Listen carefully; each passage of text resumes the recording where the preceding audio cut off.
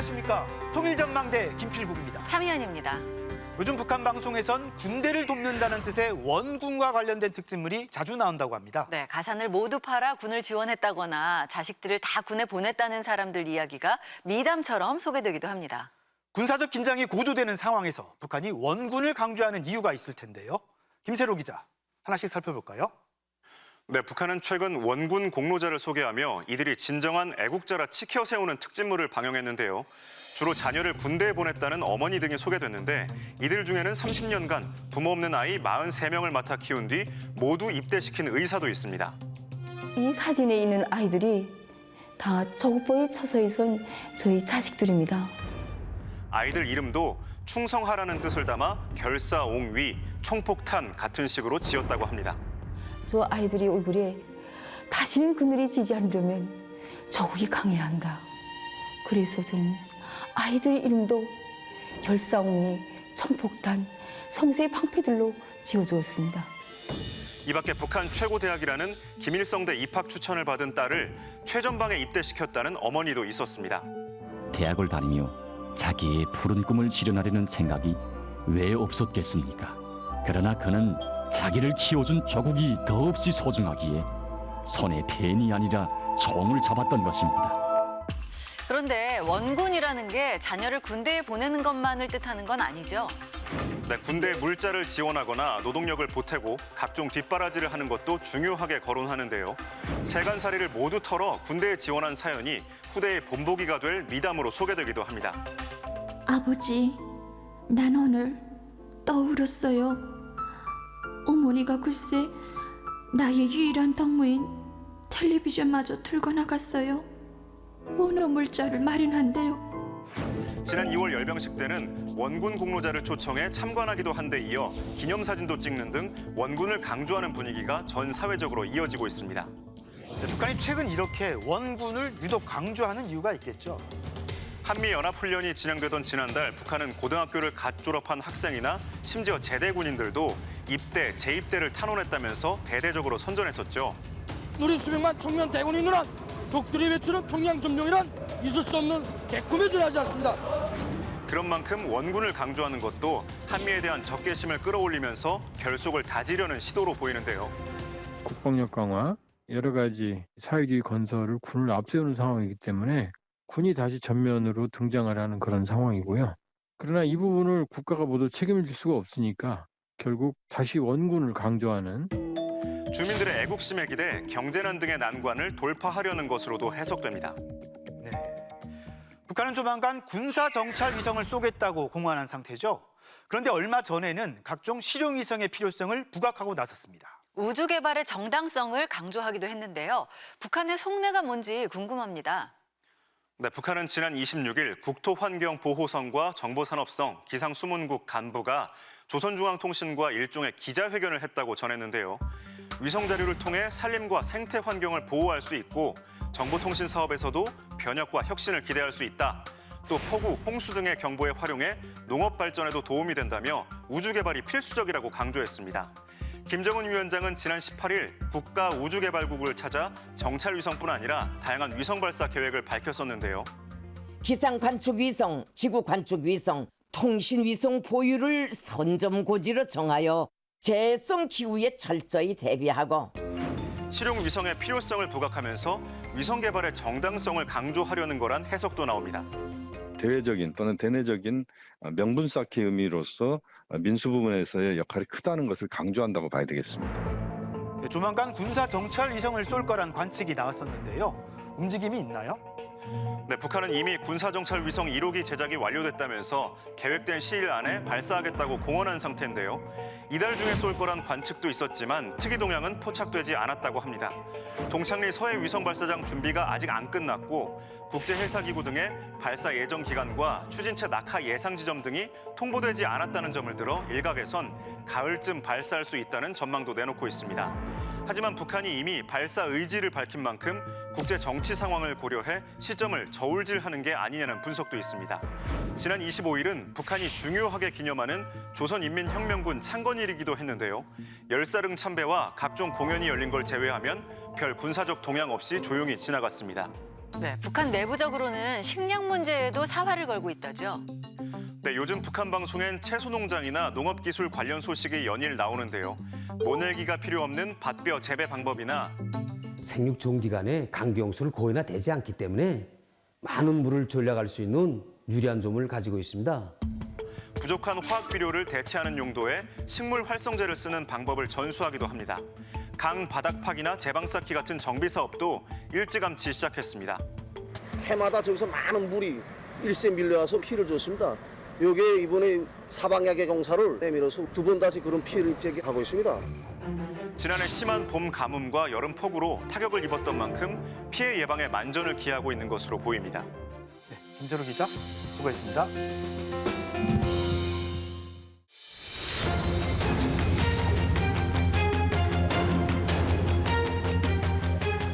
북한이 핵 공격을 감행하면 정권의 종말을 초래할 것이다. 한미 양국이 북한의 핵 공격에 대응한 확장 억제를 더 강화하기로 하고 수십 발의 핵탄두를 탑재한 전략 핵 잠수함도 한반도 주변에 전개하기로 했습니다. 네, 북한에 대해서는 강한 경고를, 우리 국민에게는 안심을 주기 위한 거죠. 그렇다면 실제로 북한의 핵 도발을 억제하는 데 얼마나 효과가 있을까요? 최유찬 기자가 살펴봤습니다. 한미 정상회담 직전인 지난 26일 미국 태평양 함대가 괌 기지에 정박 중인 전략 핵 잠수함 SSBN을 공개했습니다. 바닷속에서 은밀히 기동하는 잠수함을 이렇게 공개한 것은 매우 이례적입니다. 한미 정상은 공동 선언에서 전략 핵 잠수함에 한국 기항이 예정돼 있다고 공표했습니다. 위력적인 미국 전략 자산을 한반도 주변에 더 자주 전개해 북한 핵에 대한 억제력을 눈으로 보여주겠다는 뜻을 분명히 한 겁니다.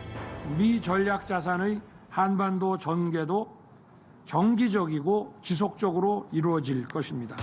길이 170m의 이 오하이오급 전략 핵 잠수함은 최대 사거리 12,000km에 달하는 탄도미사일을 포함해 20개의 발사관에 다양한 종류의 핵탄두 80여 발을 싣고 있습니다. CNN은 그 위력에 대해 잠수함 한 척이 북한 전체를 파괴할 수 있을 정도라고 밝혔습니다. 탑재한 핵탄두가 전술 핵 수준이 아니에요. 굉장히 이제 파괴력이 큰 무기인 거죠. 그래서 거의 뭐 초토화를 시킬 수 있는 정도의 수준인 거예요. 그래서 또 이게 다탄두가 돼 있기 때문에 트라이던트 한 발을 쏘게 되면 한 4개 정도의 탄두가 쪼개지는 방식이거든요. 특히 육지의 중심이 짧고 삼면이 바다인 한반도의 특성상 보이지 않는 바닷속 잠수함에서 발사되는 잠수함 발사 SLBM 미사일은 더욱 위력적입니다. 바이든 대통령은 북한이 한국에 대해 핵 공격을 가한다면 즉각적, 압도적, 결정적 대응에 직면할 것이라며 미국의 역량을 총동원해 확장 억제를 제공할 것임을 거듭 밝혔습니다. By North Korea against the United States or its allies or partisans or partners is unacceptable and will result in the end of whatever regime were to take such an action. 전략 핵 잠수함의 한반도 전개는 북한이 한국을 핵무기로 공격할 경우 반드시 핵무기로 응징할 것이라는 의지를 가시적으로 확인시킴으로써 북한에는 강한 압박을, 한국 국민에게는 미국의 약속에 대한 신뢰와 안심을 주는 대북 확장 억제의 상징이자 핵심입니다. 그래도 한미가 정상회담 수준에서 가장 높은 수준에서 발표한 성명, 선언에 들어가 있고 또 그것이 그런 명문화됐다라는 것은 이전보다는 신뢰도를 높이는 그런 행위다라고는 판단이 됩니다. 미국은 확장 억제 강화 약속을 통해 한국에 대해서도 자체 핵무장에 대한 여론과 미국 전술 핵무기의 한반도 배치 요구를 잠재웠습니다. 이번 워싱턴 선언에서 확인된 확장 억제 강화 방안은 북한에 대해 상당한 압박으로 작용할 것으로 보입니다. 결정권자의 입에서 그러한 동맹을 지키기 위해서 미국이 할 수 있는 모든 일을 할 것이고 어떤 한국이 위협에 빠지는 걸 좌시하지 않겠다. 이 부분에 대해서 얘기를 한 거는 가장 강한 그 수준의 확장 억제 약속인 거죠. 하지만 실질적으로 북한의 핵무장 강화와 도발을 막을 수 있을지는 미지수입니다. 지난해 11월 한미일 정상이 확장 억제 강화를 천명하자 최선희 외무상은 미국의 확장 억제력과 군사적 활동에 정비대해 북한의 군사적 대응은 더욱 맹렬해질 것이라고 맞대응한 뒤 곧바로 탄도미사일을 쏘아 올렸습니다. 김여정 노동당 부부장도 지난 2월 화성 15형 발사가 한미의 확장 억제 강화에 따른 보복 조치라는 담화를 발표했습니다. 강화된 확장 억제력에 자신들도 이제 좀 더 적극적으로 대응하겠다는 취지로 더 무기 개발을 또 가속화하고 또 이것을 더 과시하기 위한 도발적 이런 행보를 더 많이 할 가능성이 높죠. 실제로 북한은 미국 핵 항공모함 로널드 레이건호가 한반도 인근에 전개돼 한미일 연합훈련에 참가한 닷새간 보란듯이 7차례나 미사일을 쏘았고 레이건호가 일본을 빠져나갈 때는 화성 12형을 일본 상공위로 넘겨버리며 미국의 확장 억제 전략에 공세적으로 맞대응했습니다. 따라서 미국 핵 잠수함이 한반도로 들어올 경우 북한은 오히려 무모한 도발로 긴장을 끌어올릴 가능성이 적지 않습니다. 실제 전략핵 잠수함이 한국에 기항한다는 것은 확장 억제를 강화했다는 측면이라기보다는 오히려 역설적으로 그 위기를 확장시키는, 오히려 위기를 조장하는 측면이 더 강하다는 거예요, 사실. 문제는 대결과 위기가 북한과 한미양국 문제로 국한되지 않는다는 점입니다. 미국 전략 핵 잠수함의 한반도 전개를 구실로 중국과 러시아가 강력히 반발하며 북한과의 군사 협력을 강화할 경우 한반도 주변 해역에서 한미일 대 북중러의 대결 구도로 본격 확장될 우려도 커집니다. 이렇게 되면은 중국 러시아는 바로 직접적인 사정거리와 타격권 안에 이제 들어오는 것도 있고 굉장히 민감하죠. 자기 본토가 위협당할 수 있는 상황이 되니까. 그렇기 때문에 굉장히 경계를 하게 되고 거기에 대해서 자기들도 대응하기 위해서 핵잠수함을 대응 방어식으로 출동을 시킨다든가 이런 반응이 나타날 수밖에 없다. 또 은밀함 자체가 무기인 전략 핵 잠수함 공개가 군사적 효용성을 떨어뜨린다는 지적, 그리고 장거리 미사일을 주력 무기로 한 핵 잠수함을 태평양이 아닌 한반도 가까이 들여오면 오히려 위력이 반감된다는 우려도 있습니다. 기본적으로 ICBM급 SLBM을 장착한 전략 핵 잠수함이 한국에 와서 그 SLBM으로 북한을 타격한다라는 것은 말이 안 되는 거죠. 그러니까 이런 미국 전략 핵 잠수함의 한국 기항일은 이거 보여주기식이지 실질적으로 북한에 대한 대북 핵 억지력 면에서는 실효성이 없는 이벤트성 조치라고 할 수 있습니다. 한미양국은 확장 억제 강화뿐 아니라 대북 경제 제재와 사이버, 인권 문제 등에 대한 압박도 강화한다는 입장이지만 중국과 러시아의 협조 없이는 그 효과가 제한적일 수밖에 없습니다. 이 때문에 북한의 핵 도발을 억제하기 위해 군사동맹과 대북 압박을 강화하는 동시에 북한과의 대화와 외교를 통한 평화 관리가 시급하다는 지적도 있습니다. 통일전망대 최유찬입니다.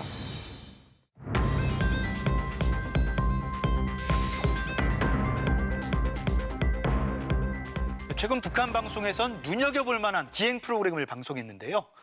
배움의 천리길이라는 제목으로 4부작을 잇따라 내보냈습니다. 네, 이 배움의 천리길이 뭔지, 무엇을 배우는지 알아보겠습니다. 오늘은 특별히 세대가 다른 탈북민 두 분 모셨습니다. 어서 오세요. 안녕하세요.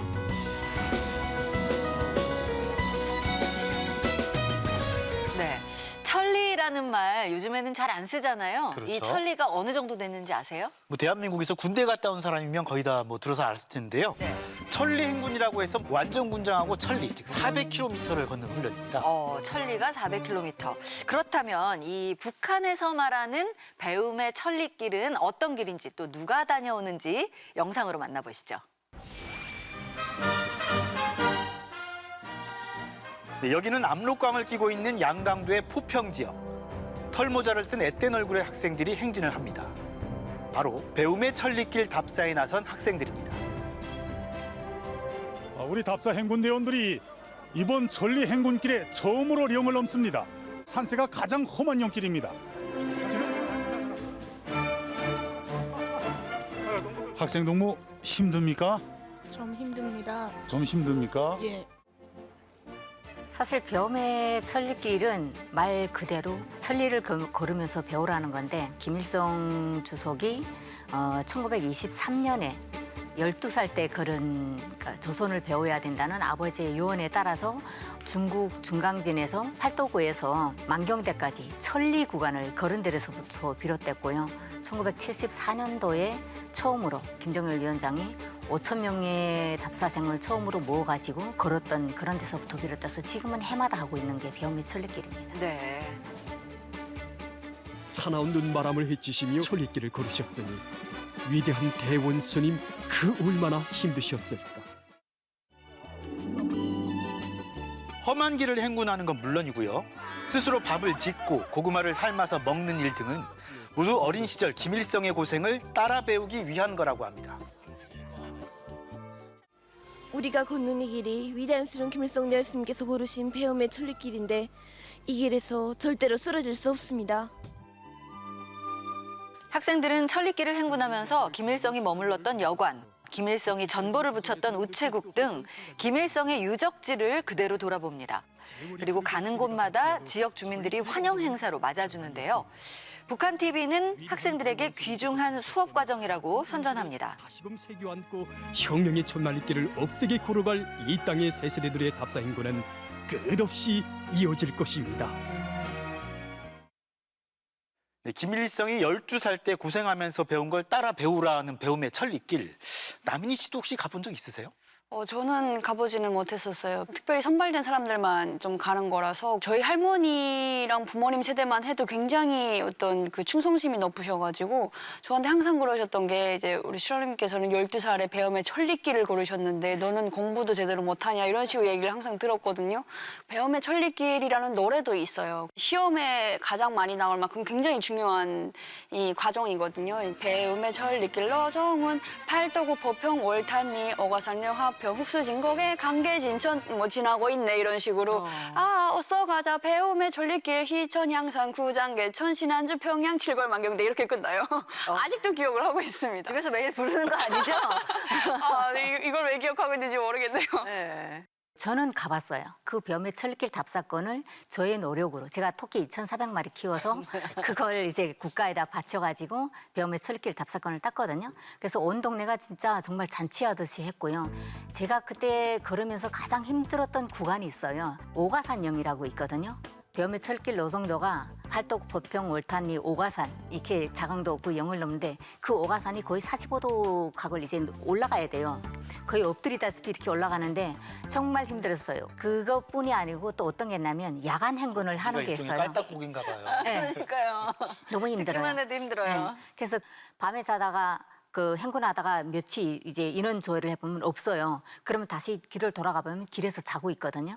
그러니까 그런 애들을 방지하기 위해서 이제 혁띠를 이제 벨트를 메고 다니잖아요. 그 벨트를 뒤에 애를 묶어요.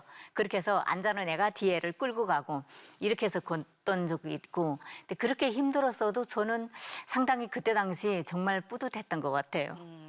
그러니까 수학여행처럼 보이기도 하는데 정치적 행사네요. 단순한 그러게요. 답사가 아니고. 배움의 천리길 자체가 김일성 주석이 걸었던 그 모든 노정을 따라서 가는 거거든요. 언제 어느 날 김일성 주석이 어디서 뭐 했다면 그 자리를 그대로 따라가서 그 행적을 해야 돼요. 그래서 강계 우체국에서 김일성 주석이 부모님한테 강계에 무사히 도착했다는 전보를 치게 됩니다. 그래서 아이들도 그 강계에 도착을 하게 되면 우체국에다 데리고 가는데 우체국에서 집에다가 전보를 다 쳐요. 매 행적마다 그대로 따라가야 되는 거죠. 네. 자, 북한은 이 배움의 천리길을 다녀간 학생이 50만 명이 넘는다고 선전을 합니다. 그런데 이 길 말고도 또 다른 천리길이 있다고 합니다. 만경대 혁명학원에 높이 모신 김일성 대원수님과 김종일 대원수님의 동상 앞에서 출발 모임이 진행됐습니다. 여기는 평양 만경대 혁명학원. 답사 행군을 떠나는 학생들을 위한 환송 행사가 열립니다. 이 학생들은 이른바 광복의 천리길을 떠나는 중입니다.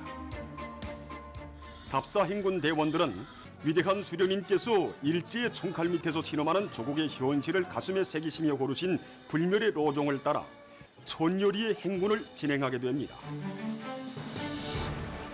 배움의 천리길은 이제 중국에서부터 만경대까지 걸어 나온 거라면 광복의 천리길은 그 뒤로 2년 뒤에 1925년인가 그때 이제 조선을 독립하지 않으면 다시 돌아오지 않겠다라는 결심을 갖고 또 천리길을 걸었다고 해요. 그래서 만경대에서부터 팔도구까지 갔다라고 해서 그 또 정신을 따라 배워야 된다라고 해서 평양 학생들은 대부분 다 이 광복의 천리길을 떠나는 편이거든요.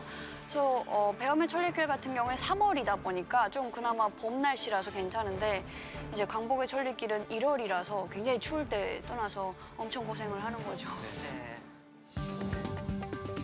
한편 보시는 곳은 김일성이 항일 무장 활동을 했다는 왕제산 혁명지입니다. 김정일이 한국전쟁 때 머물렀다는 장자산 혁명사적지도 있고요.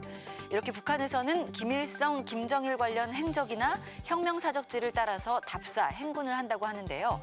특히 가장 신성시되는 곳은 김정일이 태어났다고 주장하는 백두산입니다.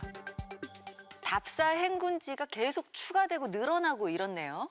네, 북한에서 답사는 굉장히 흔한 일이다라고 볼 수 있는데 초등학교 때도 그렇고 중학교 때도 그렇고 대학교 졸업할 때도 여러 가지 어떤 답사 너정들이 있어요. 그래서 백두산까지 안 가더라도 왕제산 전적지 뭐 답사도 있고 버천보 전투가 진행됐다고 하는 버천보까지도 답사를 가는 경우도 있고 대학교 졸업할 때 무조건 가야지만 졸업증을 주거든요. 근데 그때 백두산 걸리는 친구들은 굉장히 힘들어하는 거예요. 그러니까 이게 백두산 평양에서 백두산 갔다 왔다 하는 게 보통 몇백 달러가 들거든요. 근데 이거를 일괄적으로 다 가야 되니까 굉장히 부담이 되잖아요. 없는 친구들은. 근데 다행히 저는 시내 답사가 걸려가지고 시내에 있는 어떤 당창권 사적관이라든가 이런 곳들을 돌아다녔던 그런 기억이 있습니다. 김정은 집권 이후 특히 요즘엔 백두의 칼바람을 맞아봐야 뭐 선대의 혁명성을 알 수 있다 뭐 이렇게 얘기하면서 백두산 답사를 특히 강조하더라고요. 백두산이라고 하게 되면 일단 김정일 태어나기도 했지만 김일성의 그런 혁명 사적이 깃들어 있는 것이고 그래서 김정은이 이제 어떤 국가의 중대한 결정을 지을 때마다 백두산을 가요. 그러니까 그것처럼 한 번씩 그런 일정이 있게 되면 학생들은 그걸 따라 배워야 되는 그냥 답사나 행군이나 이걸로 끝나가는 게 아니라 그런 감상문도 다 해야 되고 난 갔다 와서 어떻게 나라에 충성하겠다 그런 결의도 다시 해야 되고 여러 가지 행사가 잇따르는 거죠. 네, 그렇죠. 아무래도 김정은 정권 들어서서 백두산이 굉장히 더 강조가 되는 것 같아요. 모란봉악단 그 노래에도 가리라 백두산으로 뭐 이런 거 나오고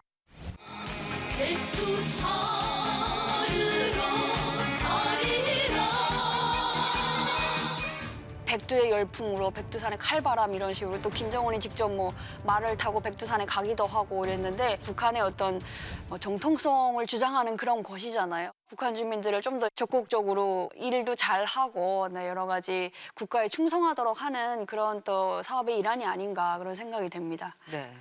네, 김일성이 걷고 김정일이 시작했다는 배움의 천리길. 북한은 김일성이 처음 천리길을 걸은 지 100년을 맞은 올해 특히 그 의미를 강조합니다. 북한 노동신문 기사입니다.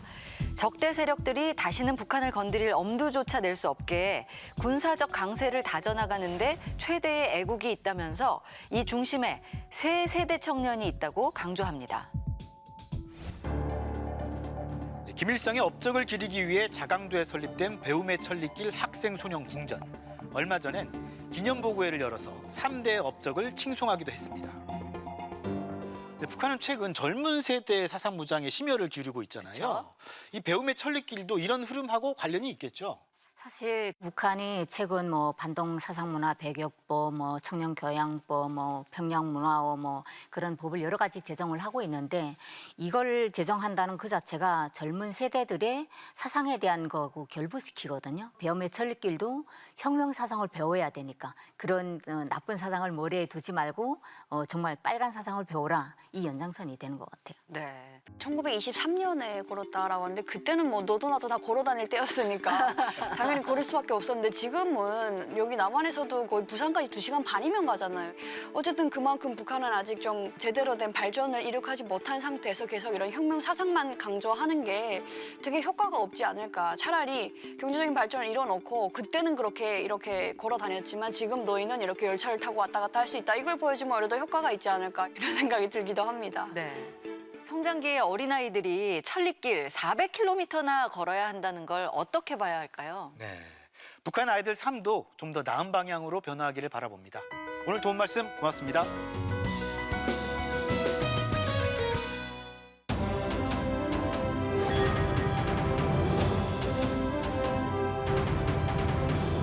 일제강점기 때 만들어졌다가 6.25 전쟁으로 소실됐던 금강산 철도. 이제는 기억하시는 분들이 많지 않을 텐데요. 이 철도가 개통된 지 올해 꼭 100년이 됐다고 합니다. 네, 해방 직후에는 전 구간이 북한 지역이었고 전쟁 뒤에도 쉽사리 갈 수 없는 군사분계선 부근이어서 잊혀져 왔는데요. 이 금강산 철도의 흔적을 이상현 기자가 돌아봤습니다. 일제강점기 시절 교복 차림의 학생들이 기찻길에서 찍은 빛바랜 흑백 사진 한 장. 금강산으로 수학여행 떠나기 전 이들이 기념사진을 남긴 그때의 철원역은 경원선의 중간 기착지이자 금강산행 열차의 출발지여서 그 어느 곳보다 사람들의 왕래가 많았던 지역이었습니다. 1924년 우리나라 최초의 관광 열차이자 전기 철도로 철원에서 김화 구간이 우선 개통됐고 1931년엔 내금강까지 완공됐던 금강산 전철.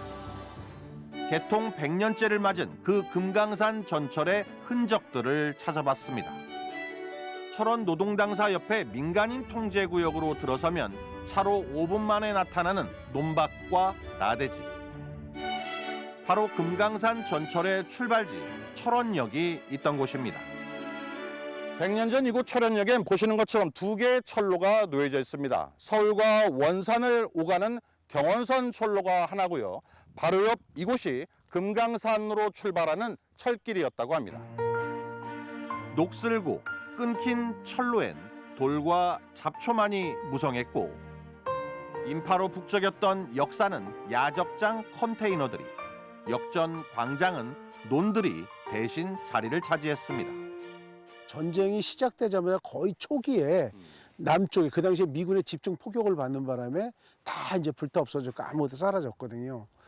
사실은 그 이후에 전쟁은 끝났지만 여기가 민통선 안이래가지고 도대체 들어올 수가 없었습니다. 아무도 못 들어오는 그러한 곳이 됐기 때문에 이렇게 예전에 영화가 다 사라지고 아무것도 안 남았습니다. 철원역을 뒤로하고 금강산으로 향했던 당시의 전철길을 따라가 봤습니다. 군청과 병원, 학교, 주택들이 있던 곳은 지뢰밭으로 변한 채 그 터만 남아 있었고요. 근대 문화재로 등록돼 있는 농산물 검사소와 금융조합 건물, 얼음 창고도 눈에 띄었습니다. 여기가 지금 역 앞에 중심가예요, 이쪽이 지금. 아, 그렇겠네. 예, 이 일대가 다 시가지예요, 그러니까. 예. 요거 근데 민통선에 막혀 이제 못 들어 우리가 이제. 이후 민통선 밖으로 나와 노동당사 뒤편을 통과하는 금강산 철길은 곧바로 다음 역인 사유역에 도착합니다. 철원역에서 출발하는 그 금강산선이 이쪽 지뢰 지역을 통과해가지고 이제 약간 이제 남쪽으로 가고 있고 당분간 남쪽으로 진행하다 저쪽에 가서 이제 동쪽으로 꺾이거든요. 그래서 요 우리가 있는 곳이 예전에 사유리 역이 있던 곳이고 그 다음 역 동철원역은 물류창구로 변해 있었고요. 동철원역을 지나 건너던 하천엔 당시 교각만이 이곳이 전철이 통과했던 철길임을 말해주고 있었습니다. 저 산 밑으로 이렇게 중첩이 나갔어서 저 지뢰밭으로 해서 여기 지금 저 정미소 진대로 그래서 지금 다 없애서 논 만들고 다 없애서 그렇지 다 뜯어가고 고물로가 파르려고. 농로를 따라 동쪽으로 더 가보니 길 안쪽 외딴 곳에서 화산지대 철원에 현무암으로 만들어졌다는 교각과 함께 철길의 잔해가 처연하게 남아 있었고요. 더 동쪽으로 마을 하나를 지나가던 옛 철길은 아직도 건재함을 자랑하는 아치형 다리를 통과하게 됩니다. 그리고 다시 민통선 안으로 진입하면 나타나는 한탄강 최상류의 거대한 철교. 철원역을 출발해 26km를 달려온 금강산 전철은 바로 이 정연철교를 통과하게 됩니다. 이 보시는 것처럼 100년 전처럼 한탄강 위 제자리를 꿋꿋하게 지키고 있습니다. 여전히 웅장함을 뽐내던 정연철교를 지나 다시 민간 지역으로 나오면 전쟁 이후 대부분이 비무장지대에 포함되면서 일부만이 철원군에 편입된 김화 지역이 나타나는데요. 그 사라진 마을을 추억하고 기억하기 위해 최근 만들어진 공간엔 금강산 전철이 지나던 당시 번성했던 김화역 주변의 모습과 기록들이 다양한 모습으로 펼쳐져 있었습니다. 김화에서 금강산까지는 약 70km 정도 되는 것 같더라고요. 그래서 여기 계신 분들은 학교 다닐 때 여기서 아침을 드시고 금강산까지 소풍을 갔다 올 수 있었다는 말씀을 하시더라고요. 김화를 지나 다시 민통선 안으로 들어서는 옛 금강산 철길은 드넓은 논 한켠에 육중하게 박혀있던 교각을 통과한 뒤 북동쪽으로 방향을 틀어 또 다른 철교 하나를 만나게 됩니다. 전쟁 후 지역 주민들이 농업 용수를 확보하기 위해 고로 만들었다는 용양 철교. 최전방 경계 근무를 서던 병사들의 통로였던 바로 옆 출렁다리는 세월의 풍상에 떨어져 나간 채 평화롭게 새들의 차지가 되어 있었고요. 그 옆 철교를 통과하는 금강산 가던 철길은 지금의 비무장지대로 진입하게 됩니다. 제가 지금 서 있는 이곳은 비무장지대 DMZ 안에 있는 용양습지입니다.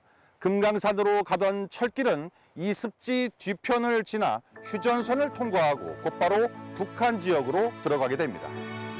그 철길 그대로가 이제 지금 휴전선이 그대로 DMZ가 좀 이어져 있어요. 그래서 아마도 그 금강산 전기철도가 다시 복원이 되거나 다시 재개통이 되는 그날은 남북이 저는 통일이 되는 날이라고 생각을 하고 있거든요. 어찌됐든 그 휴전선을 다 지나가야 되기 때문에. 철원역에서 휴전선을 지나 북한의 내금강역까지 116.6km. 그 금강산 철길의 흔적들은 100년이 된 지금까지도 우리 주변 곳곳에 여전히 남아 있었고 언젠간 남북을 오가는 통일의 길로 다시 태어날 것입니다. 통일전망대 이상현입니다.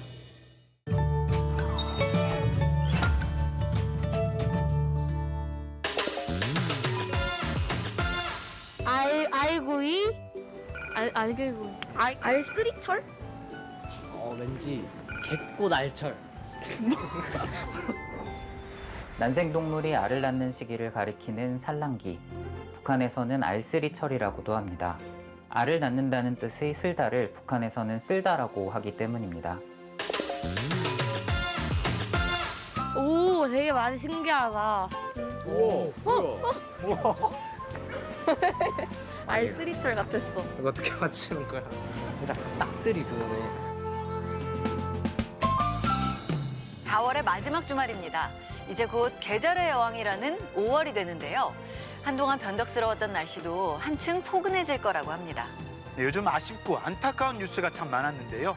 포근한 날씨처럼 앞으로는 좋은 일이 가득하길 바라겠습니다. 통일전망대 다음 주도 알찬 내용으로 찾아오겠습니다. 고맙습니다.